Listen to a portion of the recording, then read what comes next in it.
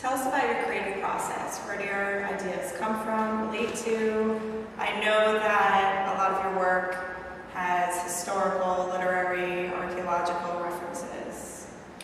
It's exactly that. I mean, I'm very interested in history, in all of the history. I love everything, and I'm most interested in ancient history. I love Greeks, and I love ancient pagan cultures. I'm especially interested in the beginnings of Mesopotamia, where every culture essentially had come out of Mesopotamia. The Greeks and all had developed as cultures, spread across the world.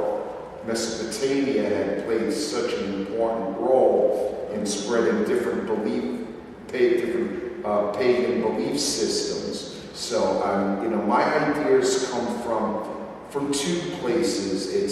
It's my understanding of these different cultures, but also my artistic sensibility takes these ideas and translates them into a more modern idea.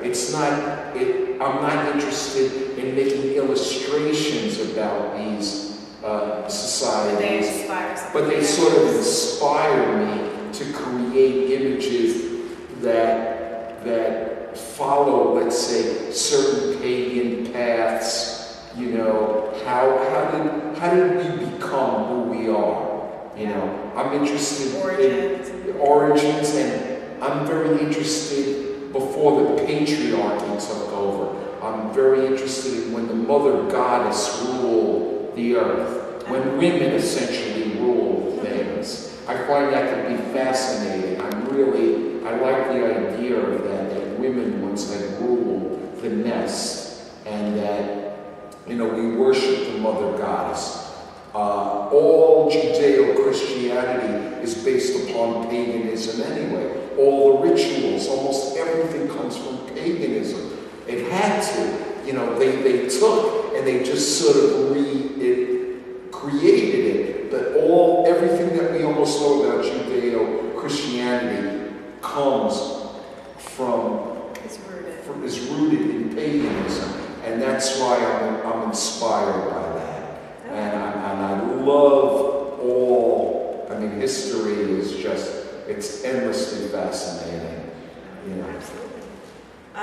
What are some real life situations that inspire you now, like in the day-to-day? Is there anything that kind of you take into the studio with you or moves you in that way? Or is it more historically? No, I can only relate to my own life.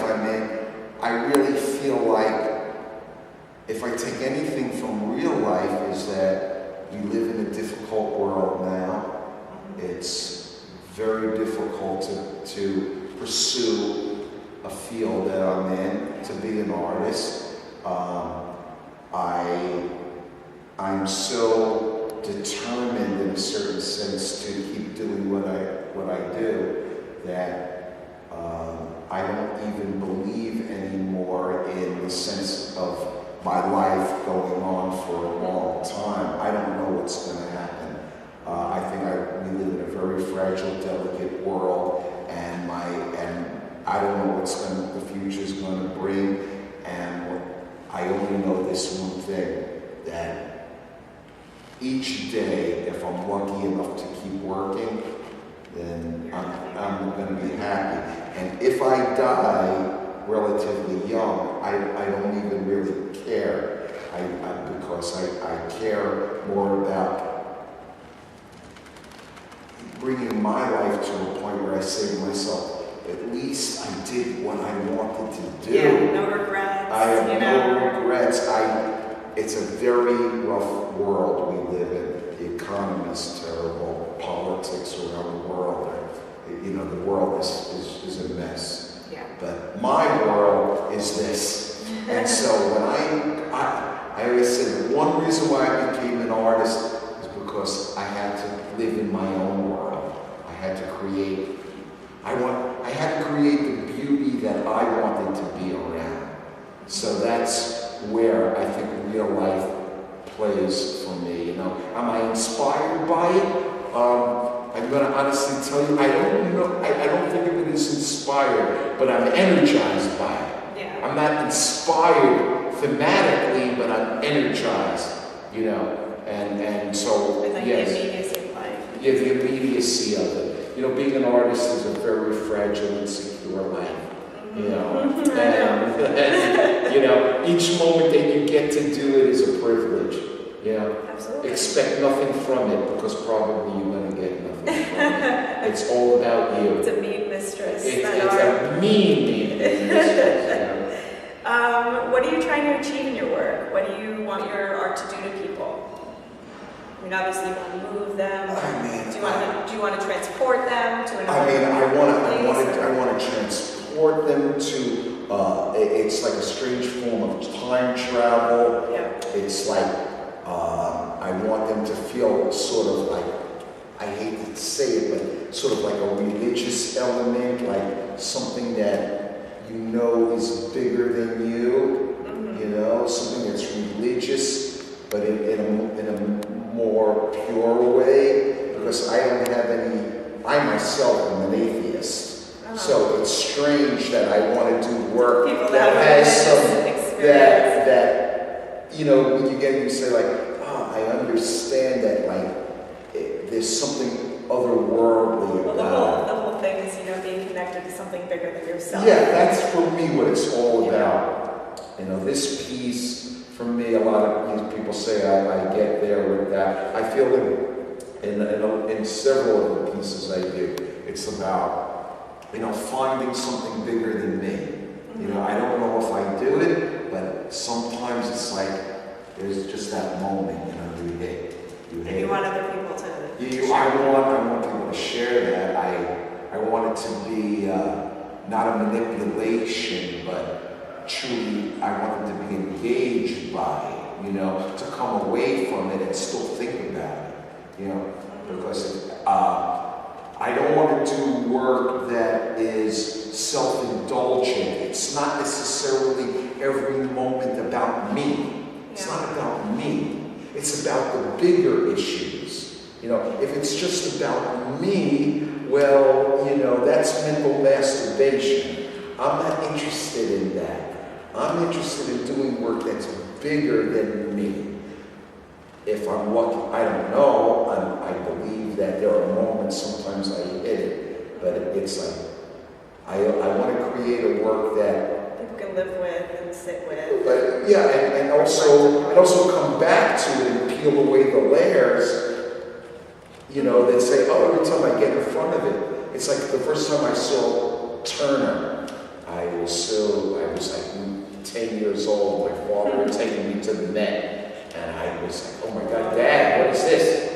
And he saw me, I was like entranced, like these glazes and the water and the way and I said, you know, and every time to this day, whenever I get in front of the same painting I've seen in the Met 100,000 times, but I've been in there. Still moved. I'm like, it's always new. So that's the work I want to do.